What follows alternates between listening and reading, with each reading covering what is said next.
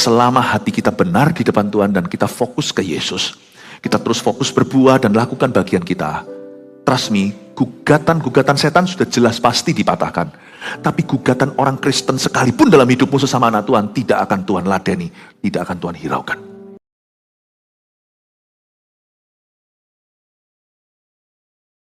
Setiap jiwa berharga, setiap hidup istimewa. Ketika kami datang ke gereja, beramai-ramai kami datang menyembah. Tapi ada satu titik di dalam ibadah ketika Tuhan berjumpa muka dengan muka dalam hati setiap umatnya. Kami merasa sendirian dalam ruangan ini, bukan berarti kesepian. Kami merasa Tuhan bersekutu secara pribadi, bahwa setiap orang dikasihi satu persatu oleh Tuhan Yesus. Kami tidak akan meninggalkan tempat kebaktian ini sebelum setiap orang merasa disayang. Sebelum setiap jiwa yang dahaga melimpah dengan kasih Yesus. Sebab hanya orang yang dahaga yang akan dipuaskan. Hanya orang-orang yang penuh yang akan bisa melimpah ruah. Dan hanya orang yang melimpah ruah dan memberikan cuma-cuma apa yang dia terima yang bisa diisi kembali. Hamba berdoa, kami tidak menjadi gereja yang egois, tapi gereja yang pulih dalam kasih. Kami senang bisa memberi, bisa melayani, karena Tuhan telah meminjamkan dan memberikan dahulu dalam kehidupan kami. Hamba berdoa ya Tuhan, kasih kami wisdom. The wisdom of God's love. Hikmat akan kasih-Mu itu Tuhan. Sembunyikan hamba-Mu untuk menceritakan misteri yang terbesar, betapa dalam, panjang, lebar, luasnya kasih Yesus yang tidak terselami itu. Dalam kata-kata yang paling simple, anak kecil pun bisa mengerti.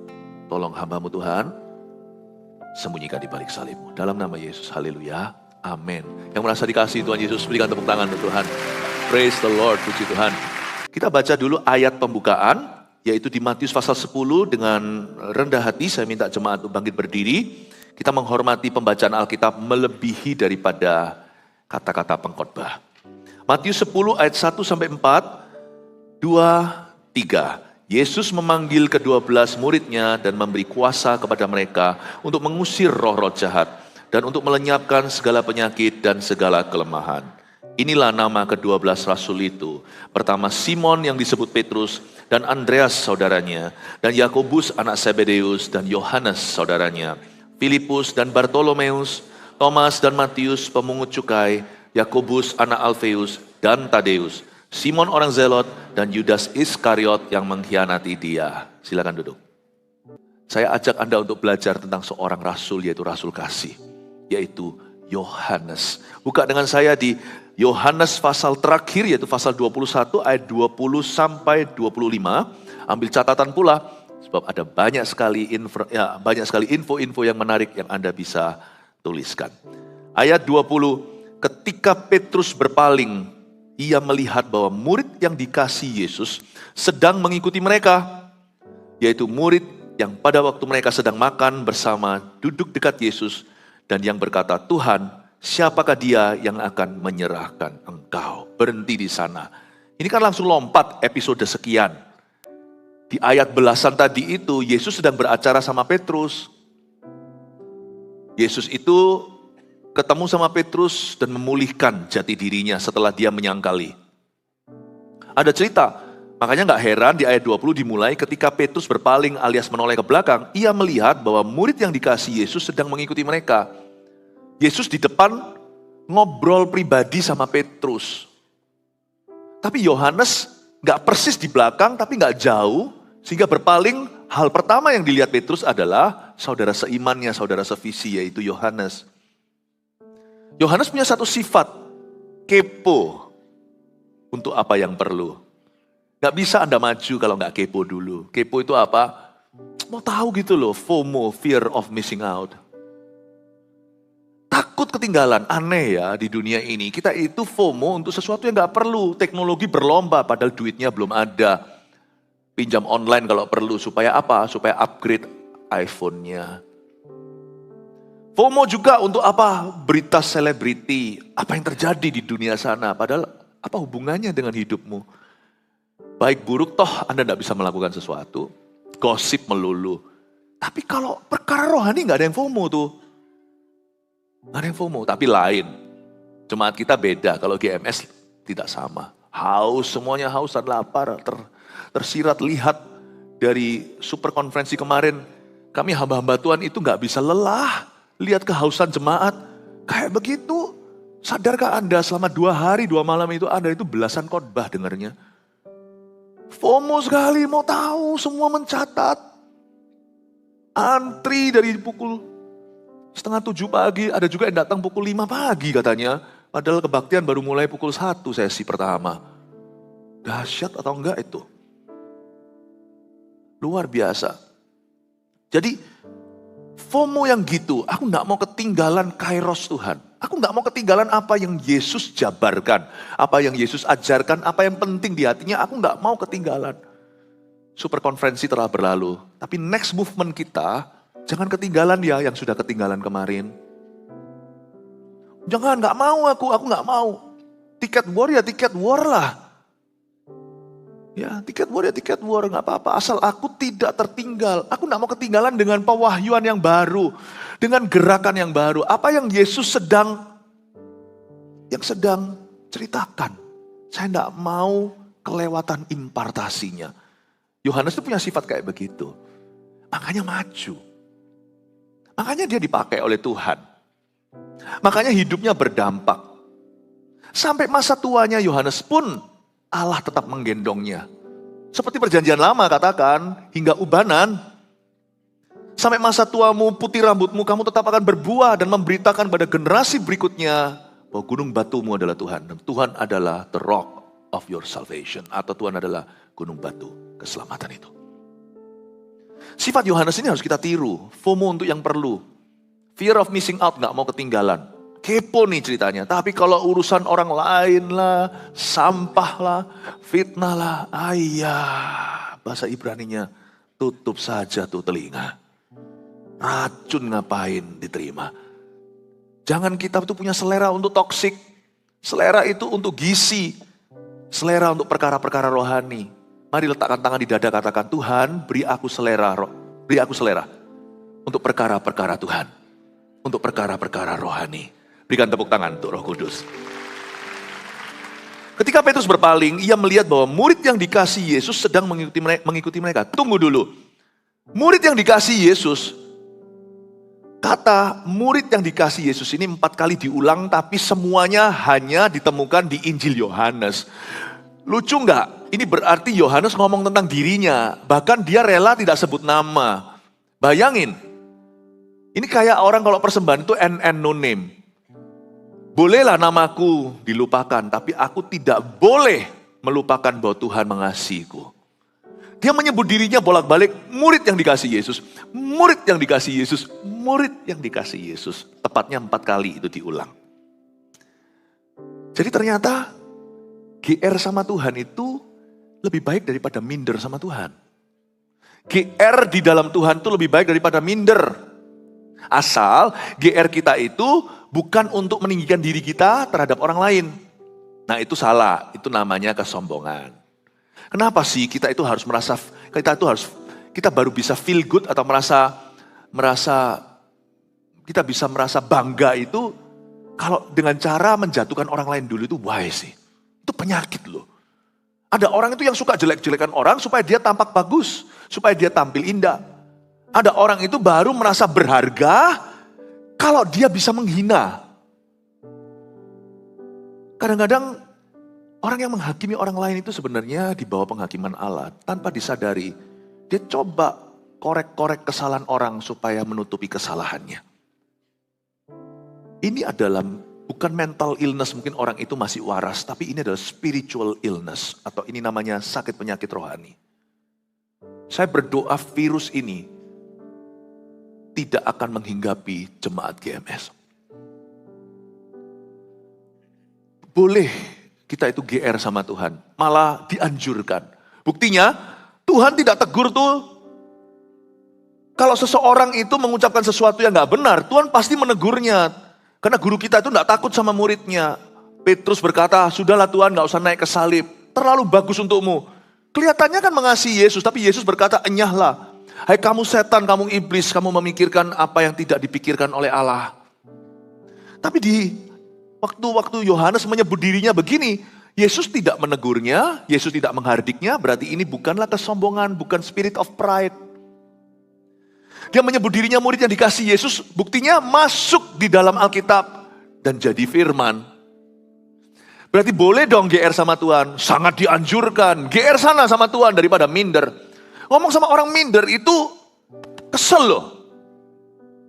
Ayo saya kasih tugas, nggak bisa. Pertama-tama kita terpancing untuk iba. Pasti kamu bisa. Koko percaya. Nggak mungkin. 2 kali kita mulai ngotot nih. Ayolah, saya doakan. Kamu nggak bisanya di mana sih? Coba saya akan carikan jalan agar supaya kamu mampu. Kalau kamu tidak mengerti caranya, aku ajari. Mungkin ada trainingnya dulu gimana. Terakhirnya ujung-ujung udah ngomong Sabang sampai Merauke. Orang itu hanya berkata, aku ini loh gak bisa apa-apa. Lama-lama meminjam gayanya Pastor Yudi. Ya sana. Gak usah sekalian. Ngeselin loh. Minder itu bukan rendah hati. Minder itu mengesalkan hati Tuhan dan orang lain. Jangan minder. Jangan rendah diri. Orang rendah hati itu orang percaya diri. Tapi orang yang rendah diri itu bisa sombong setengah mati. Coba lihat kalau dia pegang kuasa, pegang money. Pamer. Gak tentu loh. Orang kalau sudah kaya itu gak pamer. Bisa jadi kalau dia ada lubang di hati, roh yatim piatu menggerogoti. Meskipun dia punya orang tua itu lengkap. Dalam dirinya butuh pengakuan diri. Butuh pengakuan orang lain. Lihat ya, gak tentu Anda punya segalanya lalu Anda merasa cukup. Anda akan pamer masih mengejar pengakuan manusia. Itu penyakit rohani. Rendah diri itu gak ada hubungannya dengan minder, rendah hati. Karena itu orang yang rendah hati selalu percaya diri. Dia percaya Tuhannya memberi dia kemampuan. Murid yang dikasihi Yesus 4 kali Yohanes menyebut dirinya. Dan Tuhan tidak keberatan malah jadi firman. Boleh GR sama Tuhan. Tapi jangan untuk merendahkan orang lain. Jangan berkata, aku yang dikasih Tuhan. Boleh berkata, aku dikasih Tuhan, monggo silakan. Tapi jangan tambahi embel-embelnya. Aku dikasih Tuhan. Gak seperti kamu. Nah, jangan begitu. Aku dikasih Tuhan, lebih dari kamu. Kalau memang iya, simpen aja di hati, bukan untuk dipamerkan. Boleh gak orang itu pulih dalam kasih? Boleh. Coba Anda lihat ya, anak yang pulih hubungannya sama orang tuanya, atau sama sekali gak pernah disakiti itu, sama orang tuanya berani, tanda kutip, meskipun menghormati. Gak ada rasa takut, gak ada jarak, gak ada jaim, gak ada jaga image. Apa adanya sama orang tuanya. Tuhan ingin hubungan kita dengan Tuhan itu langgeng seperti itu. Tidak ada jarak, tidak ada roh tertolak. Tidak ada rejection spirit. Tidak ada sama sekali perasaan tidak layak. Yalah, kita semua tahu diri lah, kita semua itu siapa sih yang layak. Tapi kalau darah Yesus sudah dicurahkan, ujung-ujungnya tetap tidak ada hasilnya dalam hidupmu, tetap merasa tidak layak. Kan percuma sia-sia darah itu dicurahkan. Darah itu dicurahkan pertama-tama bukan untuk melindungimu dari setan lah dan sebagainya. Darah itu pertama dicurahkan untuk membuat orang yang guilty seperti kita no longer feeling guilty. Membuat orang-orang seperti kita yang merasa tertolak, merasa diterima.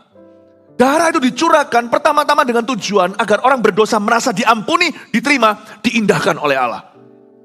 Kita semua harus jadi anak-anak Tuhan yang over pulih sama Tuhan Yesus. Kalau enggak gitu, percuma kita ambil perjamuan kudus. Kita ambil perjamuan kudus untuk membuktikan bahwa aku darah dagingnya Tuhan. Tapi tidak dipakai untuk sok-sokan. Tapi dipakai untuk damai sejahtera di dalam hati. Anda harus pulih. Sebab orang yang tidak pulih dalam kasih, alias orang yang kurang kasih, biasanya jadi troublemaker di mana-mana. Anda lihat coba ya, anak-anak yang pemberontak, perusuh-perusuh di luar sana, coba dari 10, 9 diantaranya tarik garis ke belakang, Anda akan temukan ada kurang kasih dalam keluarga dan dalam hidupnya. Itulah sebabnya Tuhan tidak bisa memakai kita, sampai kita agree dan setuju dulu bahwa kita adalah murid yang dikasihi Yesus. Tapi Pastor Philip kan dikasihi karena kan taat sama Tuhan, aku ini gak taat. Chicken and egg, ayam dan telur mana dulu, cepat dijawab. Ayam dululah. Pada mulanya Tuhan menciptakan ayam, baru ayamnya bertelur. Tuhan ciptakan pohon, baru pohonnya berbuah. Memang dalam peternakan telur dulu. Tapi dalam ciptaan, asal mulanya, pada mulanya di kitab Kejadian, semua Tuhan ciptakan adalah hewan. Tuhan ciptakan pohon, buah, di dalamnya ada bijinya. Saya ingin Anda untuk mengerti dulu bahwa Anda tidak akan bisa berubah sebelum Anda merasa dikasihi oleh Yesus. Sebelum Anda setuju dan menerima itu sebagai fakta iman. Kebalik, orang hanya lihat produk akhirnya, sana kan sempurna, sana kan sudah baik, sudah rohani, makanya dikasih. Salah. Karena saya satu titik dalam hidup saya beriman sama Tuhan, saya tidak akan lagi manjakan perasaan. Aku hidup bukan dari penglihatan, apalagi dari perasaan, tapi dari firman Tuhan, I am loved by Jesus. Then I changed. Lalu saya berubah. Amin Bapak Ibu Saudara. Gak ada orang yang merasa dikasih Tuhan dan menerima kasih itu lalu ingin keesokan harinya melukai hati Tuhan secara sengaja. Gak ada orang yang merasa dikasih, dia tidak ingin melukai. Amin Bapak Ibu Saudara. Saya ingin Anda belajar dari Yohanes dulu. Ketika Petrus berpaling, ia melihat bahwa murid yang dikasihi Yesus sedang mengikuti mereka. Yaitu murid yang pada waktu mereka sedang makan bersama, duduk dekat Yesus dan yang berkata. Jadi murid ini pada waktu perjamuan kudus, dia duduk di dekat Yesus. Ini tipe jemaat kalau datang ke gereja, mau cari tempat yang paling depan, meskipun semua tempat sama. Di perjamuan kudus, perjamuan terakhir itu bukan ibadah, itu makan beneran. Sisi kiri dan kanan itu diperuntukannya untuk VIP. Kanan dan kiri. Anda harus ngerti dalam tradisi Israel. Tapi Yesus itu Yesus itu nggak membedakan orang. Makanya itu pada waktu mereka datang itu tidak ada janjian sebelumnya. Kiri kanan punya siapa? Yohanes langsung duduk di sana. Ya tentunya dalam gereja misalnya di sini ditulis reserve untuk companion apa segalanya ya kita hargai sesuai dengan peraturan. Tapi inginnya itu loh duduk dekat padahal mereka duduk melingkar sama saja semua yang dengar Yesus. Tapi Yohanes itu selalu ingin mendekat, selalu ingin mendapatkan tempat yang terdekat. Saya terharu melihat di super konferensi kemarin. Saya tanya beberapa, kenapa dari jam segitu antri? Aku mau yang paling depan, padahal sound system kita loh sampai belakang juga dengar. Mereka rela makan cepat-cepat supaya mereka dekat. Memang sesuatu yang silly, sesuatu yang konyol. Enggak pun enggak apa-apa, toh dapat pesan yang sama. Semua toh dapat roti waktu Yesus pecah-pecahkannya. Tetapi murid yang dikasih Yesus itu lugu. Dia kepingin sekali duduk bersama dekat Yesus, bukan karena VIP-nya. Kalau bisa dekat kenapa jauh? Tapi sekarang orang Kristen beda, kalau bisa jauh kenapa dekat? Saya kalau ibadah, gak antri juga dapat kursi. Lain cerita kalau tempatnya bisa muat hanya 100 orang, tapi kalau muatnya bisa 6.000 gini, pasti semua dapat kursi. Tapi saya kalau jadi jemaat, saya akan rela antri.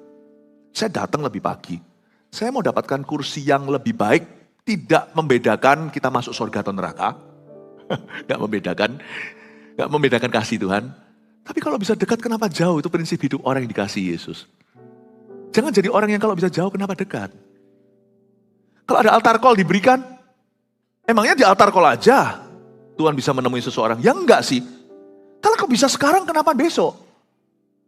Altar call nanti aja saya akan minta pribadi sama pendetanya untuk tumpang tangan ke saya loh. Sekarang ditumpangi tangan kalau minta nanti kenapa? Kita gak boleh punya prinsip itu, kalau bisa rumit kenapa sederhana? Harusnya kita begini loh kalau haus, kalau bisa sekarang kenapa nanti? Anda pernah enggak dahaga? Wah setelah olahraga, badminton berapa jam atau maraton. Saya yakin 2 jam lagi Anda enggak minum juga enggak meninggal dunia. Tapi kalau di depan ada air. Kalau Anda bisa minum sekarang kenapa nanti? Saya enggak percaya orang itu haus kalau dia berkata, aku haus ya ada air di situ. Enggak apa-apa, 2 jam lagi aja aku tunggu Coca-Cola. Kamu enggak haus benar. Kamu ngidam soda. Banyak orang Kristen itu ngidam firman, tidak haus firman. Kalau saya jadi Anda, saya datang lebih awal. Saya cari kursi yang lebih depan. Kecuali yang dikasih sarung begini, yang dikasih tulisan gini, saya harus hargai keputusan panitia. Karena pasti untuk keteraturan. Saya pasti akan mau cari tempat yang lebih baik. Tidak mempengaruhi keselamatan. Yang dipengaruhi itu aku sendiri. Mempengaruhi hatiku untuk mendekat. Lebih serius gitu. Ada orang yang datangnya tidak menghakimi yang di belakang. Sama aja. Cuman ada orang yang di belakang. Waduh, Pastor Philip saya kena nih semua yang di belakang. Enggak loh ya. No, it's not like that ya. Please understand me. Tapi ada orang yang di belakang itu gini. Gampang supaya nanti kalau bolak-balik ke WC atau terima telepon aku gak akan cari perhatian. Kalau itu motivasimu. Udah salah fokus dalam ibadah. Sungguhan itu, sampai ada anak kecil tertawa, diketawain sungguhan. Supaya nanti gak ketara lah kalau datang telat. Kalau itu motifmu, udah langsung kalah di depan. Kalau itu motivasi Anda. Supaya gak ketara gitu loh kalau saya diwariwi kemana. Atau kalau saya tidak perhatian gitu, kok Philip gak bisa kelihatan. Siapa bilang mataku sipit, tapi sampai ke sana ya. Mata Tuhan maksudnya, bukan mata saya. Ini bukan soal belakang dan depan ya, tolong pahami hati saya waktu saya ngomong begini. Saya bicara tentang motivasi. Yohanes itu simple, kalau bisa dekat kenapa jauh, kalau bisa now kenapa later. Kalau bisa simple kenapa rumit. Orang yang dikasih itu gak kepingin jauh. Gak pingin wait another day. Kalau Anda bisa tunggu sehari lagi, seminggu. Melayani kan gampang, nanti aja kalau sudah umur 60, itu gak cinta. Orang cinta gak ngomong begitu. Orang cinta dia masih umur 14 belajar dari anak remaja kita. Dia berkata sekarang aku melayani building churches in our youth. Kita bangun gereja Tuhan sekarang di masa mudaku. Meskipun nanti juga tetap ada waktu. Orang kalau cinta itu gak bisa wait another day. Gak bisa. Saya masih ingat dahulu pada waktu saya pelayanan di mana pernah sekali saya dapat opsi. Mau pulang pesawat jam 2 atau pesawat jam 7. Letih sih badan saya capek setelah melayani. Anda tahu kalau saya pelayanan seperti apa. Saya sih tipe orang kalau pergi pelayanan apalagi yang meninggalkan keluarga. Saya gak nikmati jalan-jalan kok. Saya pisahkan dua hal itu. Hati saya selalu di rumah. Hati saya ini pomah.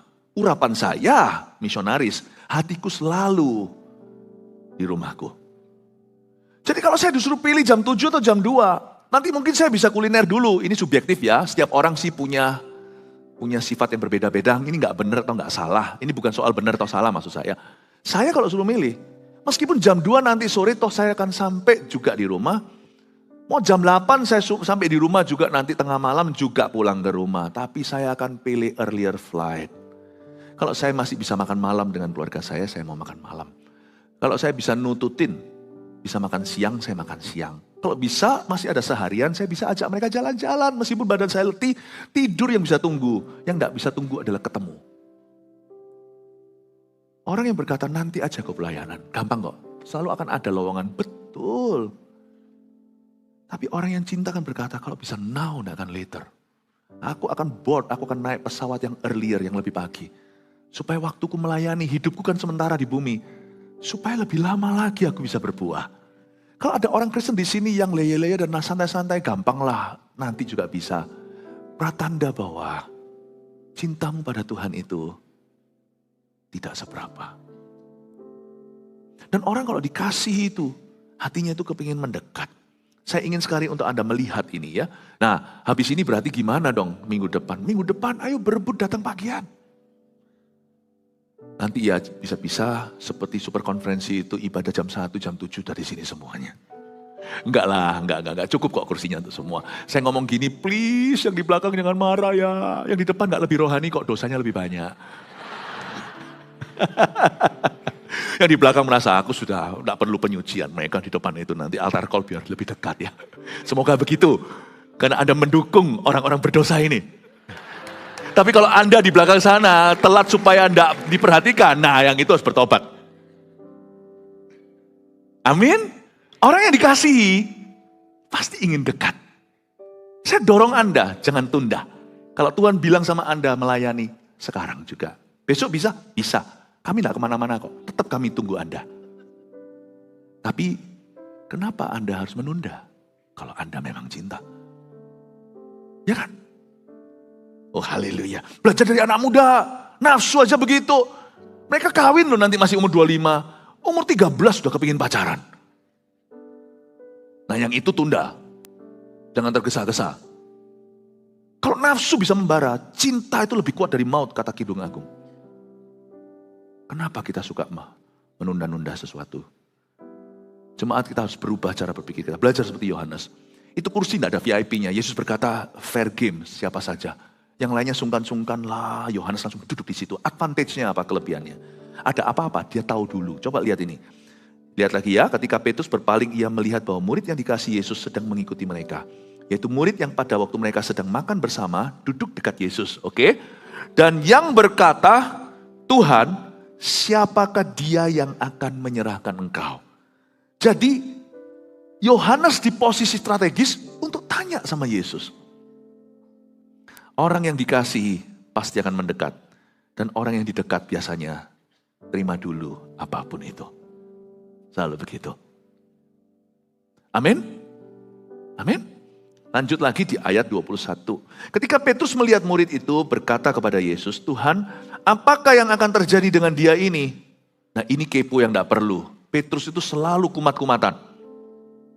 Jawab Yesus, jikalau aku menghendaki supaya ia tinggal hidup sampai aku datang, itu bukan urusanmu, tetapi engkau ikutlah aku. Ayat 21 dan 22, kita akan melihat satu orang yang FOMO, tapi FOMO-nya karena iri. Kita bisa loh iri, tapi iri halus. Irinya diselubungi rohani kayak Petrus. Ketika Petrus melihat murid itu, dia lihat, loh iya ya. Dia bisa tanya sama Tuhan, Tuhan langsung jawab, kok enak ya. Lalu Petrus tanya, melihat murid itu, ia berkata sama Yesus, Tuhan, apa yang akan terjadi dengan dia? Jawab Yesus, Yesus itu reply-nya lucu. None of your business. Bukan urusanmu. Saya beritahu ya, orang yang dikasih tidak pedulikan orang lain. Orang yang tahu bahwa dia milik Kristus, bahwa dia adalah ahli waris janji Tuhan. Dia tidak akan jajan. Ketara hidup orang itu tidak bahagia kalau dia mencampuri urusan yang tidak perlu. Saya bersyukur gereja kita, jemaatnya semuanya bahagianya penuh sampai jadi lagu. Bahagiaku penuh.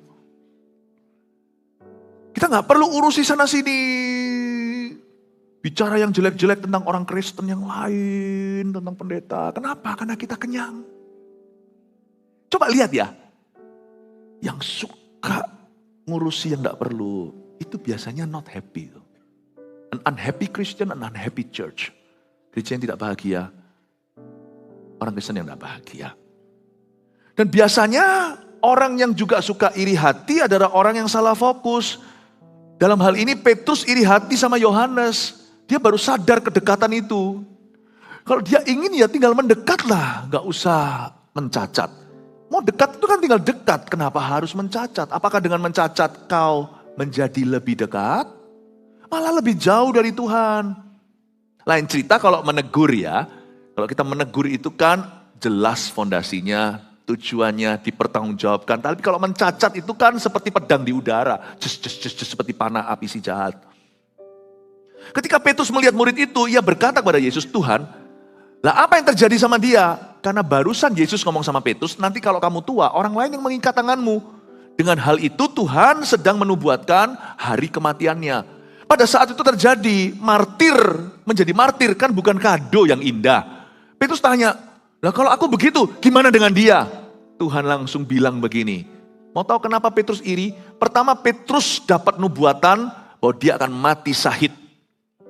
Kedua, seperti satu borok yang dikasih garam di atasnya, perih sekali di matanya ketika dia melihat, Yohanes kok mesra sama Tuhan. Satu sisi dia baru dapat amanah, mati demi iman. Sisi lain dia melihat perihnya di mata, Yohanes mesra sama Tuhan.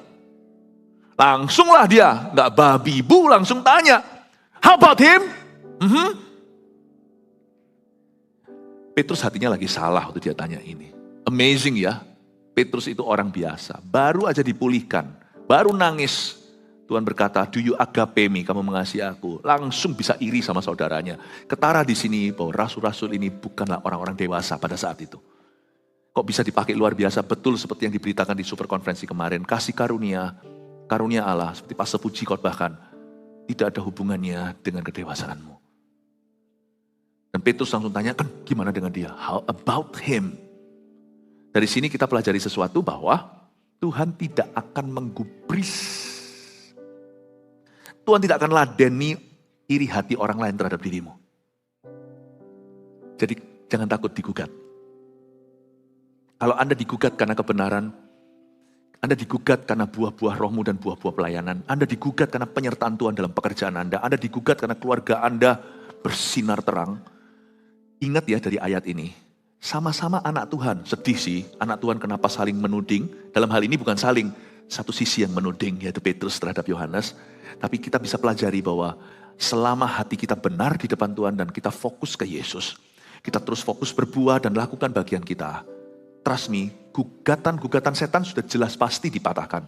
Tapi gugatan orang Kristen sekalipun dalam hidupmu sesama anak Tuhan, tidak akan Tuhan ladeni, tidak akan Tuhan hiraukan. Petrus dianggap angin sama Tuhan. Gimana dengan dia? None of your business. Luar biasa. Miliki rasa aman. Sekalipun jikalau Anda di sosial media diginikan sama orang. Miliki rasa aman. Kalau di kiri kanan Anda. Tapi anak Tuhan, cubitan anak Tuhan itu lebih terasa daripada orang dunia. Kau saudaraku, kau sahabatku, tiada yang dapat memisahkan kita. Demikianlah kita nyanyi di gereja. Tapi kenapa hal seperti ini? Kamu menusuk aku di belakangku. Jangan benci. Kalau Anda marah, nah Tuhan berurusan dengan Anda. Kalau Anda jaga hati dengan segala waspada, Tuhan akan lindungi. Dan Tuhan tidak hiraukan orang-orang yang menggugatmu. Saya selalu bercermin dengan Tuhan ketika saya bergesekan dengan manusia. Saya selalu introspeksi dan evaluasi, apakah ini karena salah saya? Kita tidak boleh jadi orang yang sok suci, sok benar, kita juga harus bisa terima masukan. Tapi setelah terima masukan, ujung-ujungnya kalau pewahyuannya hanya begini, ya memang aku tidak sempurna. Tapi tiada sesuatu yang kusadari. Apalagi aku pernah melukaimu. Aman aja my brother. Tenang aja, serahkan ke Yesus. Anda akan terkejut loh, ada doa-doa melawanmu yang dipanjatkan oleh anak-anak Tuhan sendiri. Sama Tuhan dibalas gini, ha. Tuhan tidak akan mengizinkan hal itu kena kepada Anda. Orang yang mendoakanmu jatuh. Orang yang mendoakanmu gagal, itu ada. Tapi Tuhan juga gak akan bunuh mereka, karena mereka sama-sama anak Tuhan. Berarti Tuhan akan didik mereka. Doa itu akan berubah jadi didikan dalam hidup mereka. Dalam hidupmu, gak ada efek sampingnya. Fokus terus berbuah. Jaga hatimu. Terus melayani, bekerja sungguh-sungguh. Lakukan bagianmu. Percayalah, Tuhan tidak pernah meladeni bahkan doa orang Kristen yang tidak tepat dalam hidupmu. Tuhan tidak akan meladeninya. Amin Bapak Ibu Saudara. Nah, asal kita jangan marah. Kalau kita marah, misalnya anak saya sama sepupunya, sama kemenakan saya, dipukul. Setelah dipukul anak saya nangis. Asal anak saya hanya stop sampai nangis, saya pasti bela. Saya akan berkata, nak kamu gak apa-apa. Saya gak mungkin apa-apain kemenakan karena itu anak saudara saya. Apalagi kalau yang pukul adalah kakak kandungnya. Juga sama-sama anak kandung saya, paham Bapak Ibu Saudara. Nggak mungkin saya apa-apakan. Paling setelah saya hibur anak saya ini, kamu tinggal di kamar, saya tutup kamarnya, saya pergi ke kokonya. Oke, perhitungan sama Papa. Ada orang yang nyenggol Anda akan dibentuk Tuhan. Tahu enggak? Tapi kalau anak saya setelah dipukul sama kokonya atau sama sepupunya, lalu setelah waktu nangis, waktu saya hibur dia tidak merasakan penghiburan saya. Penghiburanku tidak cukup, favor atau approval papanya, perkenanannya itu tidak mempan. Dan dia berkata, awas koko, aku bunuh dia. Saya dapat PR.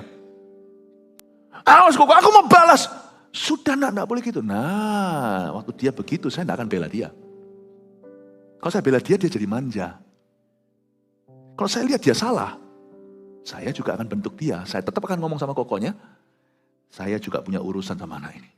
Kenapa ada banyak penyertaan dan pembelaan Tuhan tidak terjadi di hidupmu ditunda? Karena dia harus bentuk dirimu dulu. Rugi sendiri, rugi waktu. Itu setback tahu, itu bukan setup. Harusnya Tuhan bisa langsung bela. Oke nak, ampuni koko ya. Susah. Gak bisa, Dede gak bisa.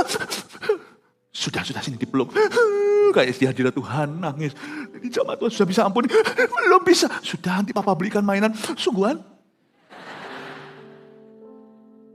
Kadang-kadang dipukul itu baik. Supaya Tuhan belikan mainan.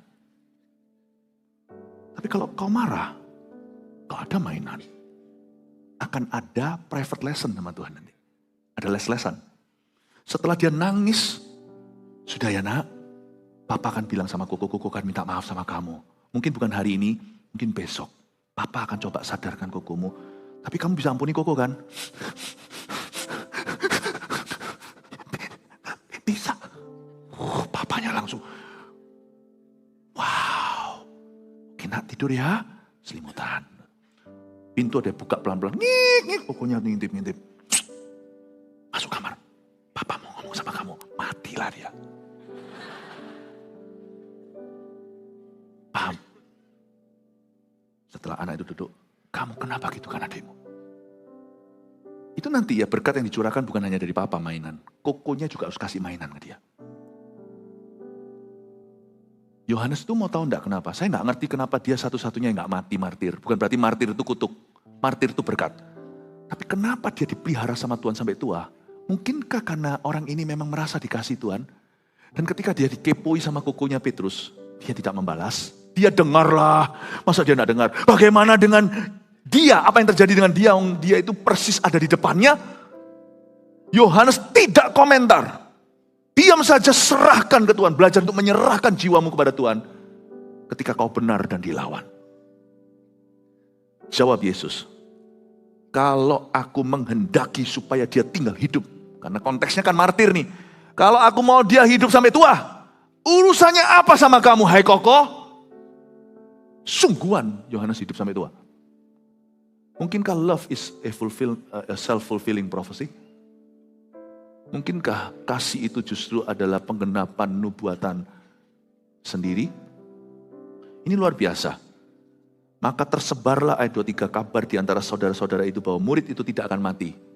Rumor terjadi, Tuhan luruskan. Tapi Yesus tidak mengatakan kepada Petrus bahwa murid itu tidak akan mati. Melainkan jikalau aku menghendaki supaya ia tinggal hidup sampai aku datang, itu bukan urusanmu.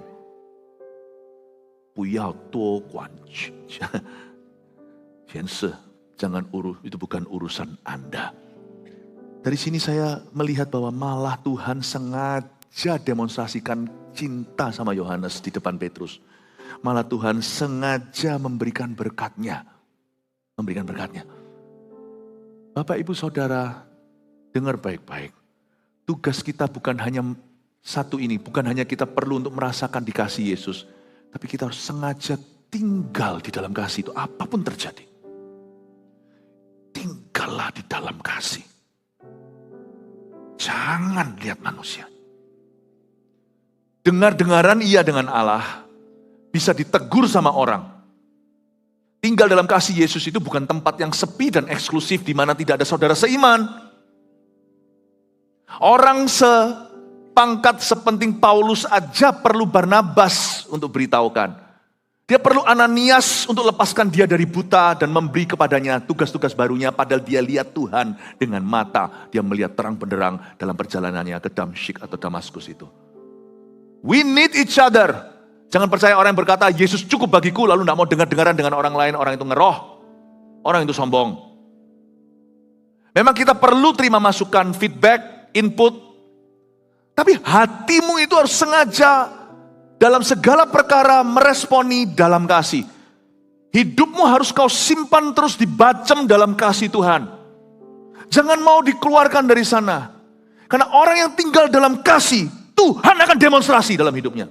Orang yang tinggal dalam kasih, Tuhan akan secara sengaja membuktikan pada dunia bahwa dia cinta. Setiap senjata ditempa melawanmu tidak akan berhasil, itu tidak otomatis. Itu hanya bagi orang yang berada dalam gelembung kasihnya. Tidak akan mempan. Semua senjata ditempa melawanmu justru jadi peluru keberhasilanmu. Nanti lihat, Koko akan kasih mainan. Papa akan kasih mainan. Tapi Anda jangan marah. Jangan kepahitan. Apalagi kecewa sama Tuhan. Wong Kokonya yang pentung dia, kok tiba-tiba dia marah sama papanya. Papa tidak adil, lo jadi urusan sama papanya. Berarti Tuhan harus pulihkan Anda dulu, buang waktu. Kalau Tuhan harus mengurusimu, padahal pembelaan penyertaan Tuhan itu sudah tersedia. Bukankah Mazmur 23 katakan, Ia menyediakan hidangan bagimu di hadapan para lawanmu. Para lawanmu itu bisa orang-orang di luar Tuhan. Para lawanmu juga bisa orang-orang yang salah paham di dalam Tuhan. Hidup bukan untuk pencitraan dan pembenaran. Bagianmu adalah tinggal dalam kasih. Dan lakukanlah perbuatan-perbuatan kasih. Dan pastikan dalam kasih itu Anda berbuah-buah kebenaran. Tugasmu hanya itu, Bapak Ibu Saudara. Maka tersebarlah kabar di antara semua rasul-rasul itu. Yohanes tidak akan mati. Yohanes tidak akan mati. Yesus berkata, waktu kita baca ayat 23b, kalau kita nggak tahu histori sejarahnya, kita kira bahwa Yohanes pun akan punya nasib yang sama. Tapi Yesus tidak mengatakan pada Petrus bahwa murid itu tidak akan mati. Melainkan jikalau aku mengendaki supaya ia tinggal sampai aku datang, itu bukan urusanmu. Jadi dengan terakhir adalah Yesus tidak mengatakan bahwa murid itu tidak akan mati. Kalau saya baca ayat 23b, kesimpulan saya langsung adalah berarti Yohanes nanti juga tetap akan mati. Tapi dalam sejarah kita tahu dia mati tua. Yohanes ini pulang dari Patmos, tempat dia terima kitab Wahyu. Dia pulang, dia menjadi bishop atau menjadi pendetanya para pendeta, menjadi rasul gereja-gereja, bapak kebangunan rohani di Efesus. Dan dia meninggal di situ tahun 90 sesudah Masehi atau AD.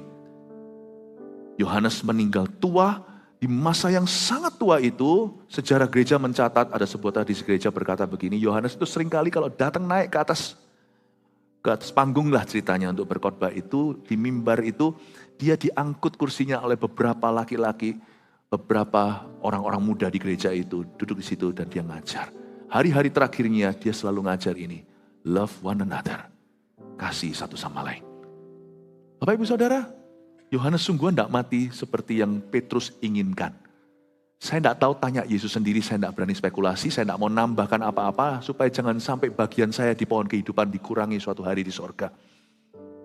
Tetapi mungkinkah, jikalau Yohanes seharusnya tidak mati, gara-gara Petrus kepingin dia mati, Tuhan buat dia tidak mati, ngerti maksud saya? Supaya Tuhan ajari sama koko-kokonya jangan iri. Bukankah justru kalau seumpamanya koko-kokonya semua kepingin adiknya itu nggak fair, adik kok begini begitu, bukannya malah saya kasih. Satu, untuk membela adikmu. Dua, untuk ngajari kamu. Bukankah begitu? Saya nggak tahu, hanya Tuhan yang tahu. Apakah memang kehendak Tuhan dari awal bahwa Yohanes memang harus meninggal dunia dengan cara tenang. Tapi waktu saya baca ini, at least dia meninggal sampai tua, sampai penuh masa hayatnya. Itu mengajarkan kepada Petrus dan yang lain-lainnya, kamu tidak usah iri jadi orang. Semoga hidupmu menjadi bukti kasih sayang Tuhan. Orang-orang yang mendoakan Anda jatuh, kaget garuk-garuk kepala, bisnis Anda kok jalan. Di antara orang yang mengharapkan Anda jatuh ada orang Kristen pula, yang hatinya tidak benar di depan Tuhan. Jangan-jangan gara-gara mereka mendoakan Anda jatuh, itu Tuhan malah bangkitkan Anda, supaya ajari mereka, jangan iri. Silakan kalau gitu, ngomong kanan kirinya, harapkan aku jatuh dong, supaya aku diberkati.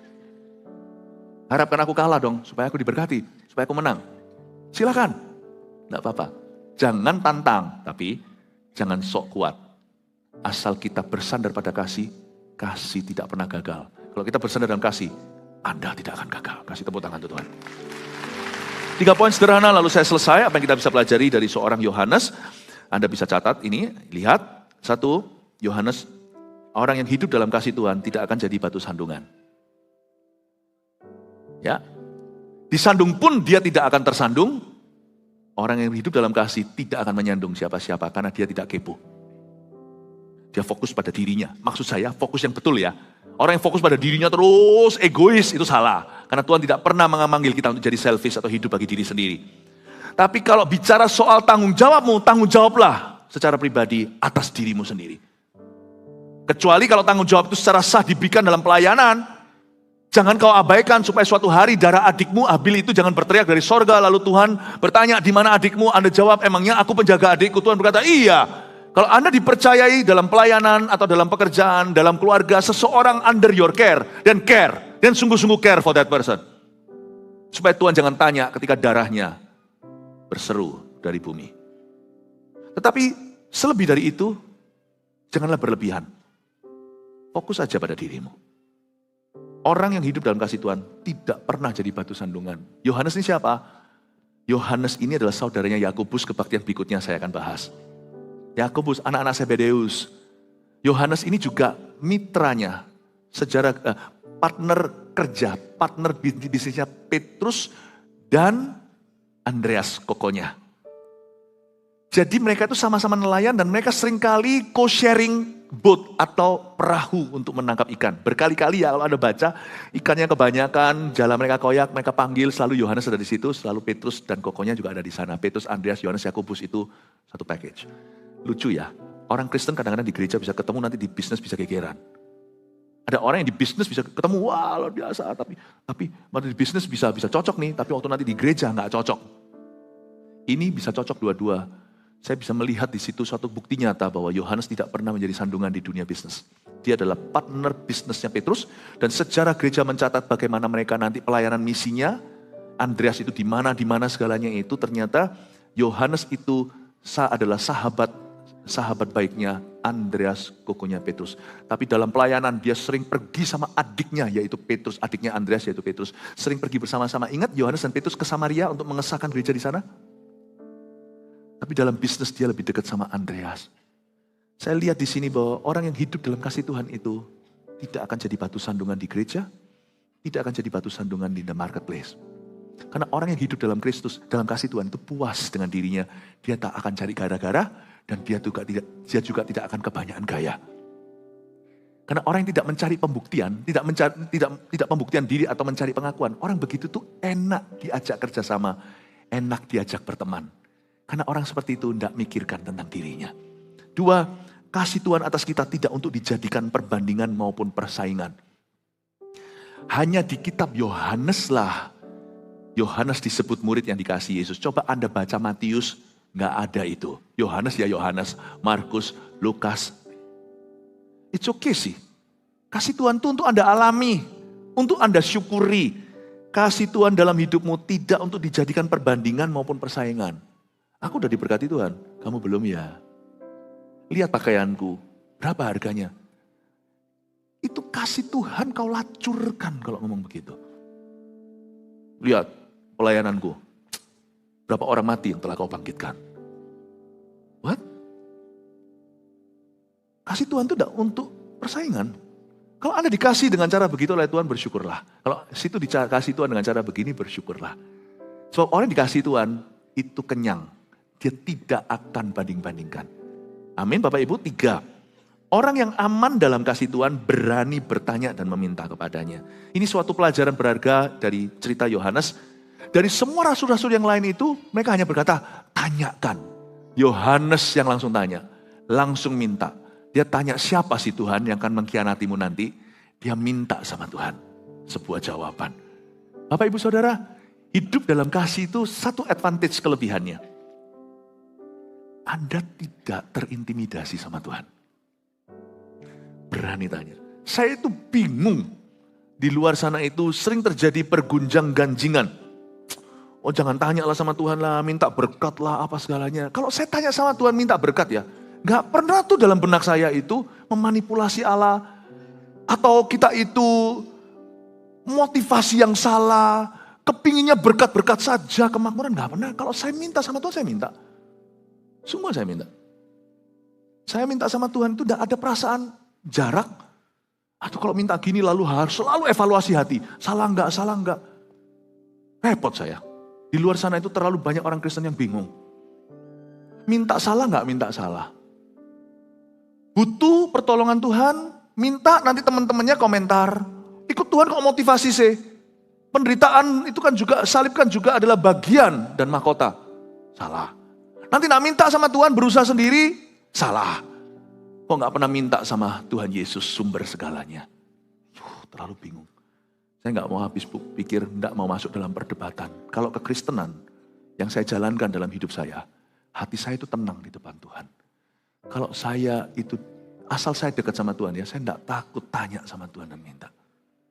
Sungguhan, saya gak takut. Kalau saya perlu sesuatu, saya akan bilang sama Tuhan, saya perlu ini. Saya tidak merasa tertuduh. Tapi waktu saya jauh, aneh. Waktu saya jauh sedikit sama Tuhan. Misalnya hubungan saya mulai renggang. Kehidupan doa saya mulai goyang. Pernah lah. Saya minta apapun tuh Tuhan datang. Ayo kamu salah motivasi ya. Kamu memanfaatkan Tuhan ya. Padahal mintanya sama. Perasaannya beda. Kalau jauh itu tertuduh. Kalau dekat itu natural. Alami. Paham maksud saya Bapak Ibu Saudara? Jadi karena itu kekristenanmu jangan difokuskan untuk minta-minta dulu. Mendekat dulu. Syukuri kasih. Orang lain hanya bisa iri. Dia bisa komentar kenapa kamu minta-minta. Buktinya kita minta dikasih sama Tuhan. Mereka hanya bisa iri. Tapi kalau engkau menjauh, kita tidak akan berani buka mulut dan meminta sesuatu pada Roh Kudus. Ketika kita buka mulut kita, seluruh neraka akan menuduh kita.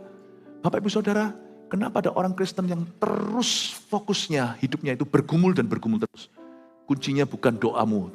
Alasannya bukan karena doamu tidak dijawab. Alasannya sederhana. Engkau tidak pernah sungguh-sungguh mendekat kepadanya. Kalau Anda mendekat ya, banyak masalah selesai sendiri. Dan ada sisanya yang ada, Anda minta sama Tuhan. Tuhan pasti membuka jalan. Berikan tepuk tangan untuk Tuhan. Mari kita semua pakai berdiri. Terima kasih Roh Kudus. Terpujilah namamu.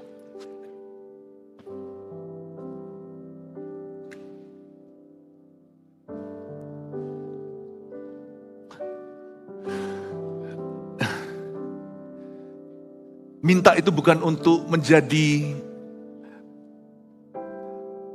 Minta sama Tuhan sesuatu itu tidak sama dengan mencobai.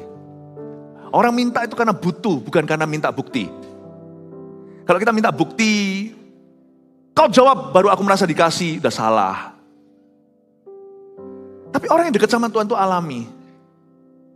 Suatu hari ketika saya berada di airport, lalu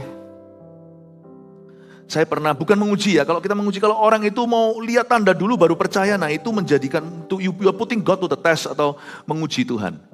Tapi jalan sama Tuhan itu enak loh, sungguhan. Kalau kita dekat sama Tuhan ya Bapak Ibu Saudara itu enak banget, bukan berarti hidup tanpa tantangan, itu bukan. Alami loh sama Tuhan itu. Seperti sahabat. Kalau seperti hamba atau budak, dia hanya taunya yes man, dia hanya bisa melakukan perintah, tapi sahabat itu kenal hatinya. Enak sekali. Saya tidak pernah minta sama Tuhan sesuatu untuk agar Tuhan membuktikan bahwa dia cinta saya. Saya tidak minta sesuatu agar Tuhan membuktikan bahwa dia Tuhan.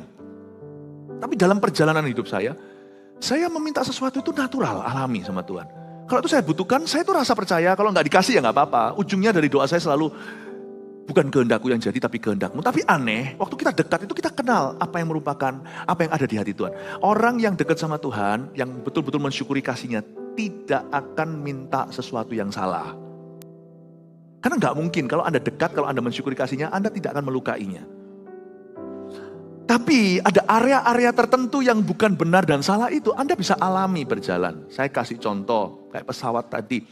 Saya pernah loh minta sama Tuhan, bukan sekali dua kali, Tuhan aku udah kepingin pulang. Aduh, kangennya setengah mati, saya ini tidak manja, kalau pelayanan ya pelayanan. Tapi kadang ada waktunya itu Tuhan ngerti kok, Tuhan ini pesawat, satu pesawat ini ratusan orang. Aku bukan orang istimewa, tapi kali ini tolong Tuhan furi saya. Atau bahasa Surabaya furi, tolong Tuhan ngalah. Majukan boardingnya. Majukan 1 jam. 45 menit, sorry. Setengah jam atau 40 menit. Saya sudah lihat banyak di situ. Saya lebih dari sekali, 2 kali itu dimajukan sungguhan. Saya masuk pesawat itu, tidak mau cerita sama penumpang yang lainnya. Karena saya juga nggak bisa buktikan itu karena saya. GR mau apa? Saya mau GR mau apa? Kalau memang ternyata memang itu dimajukan karena semua penumpang sudah lengkap. Maju setengah jam. Ya mungkin saya GR aja. Nggak apa-apa kok, Tuhan nggak hukum mati saya karena saya GR.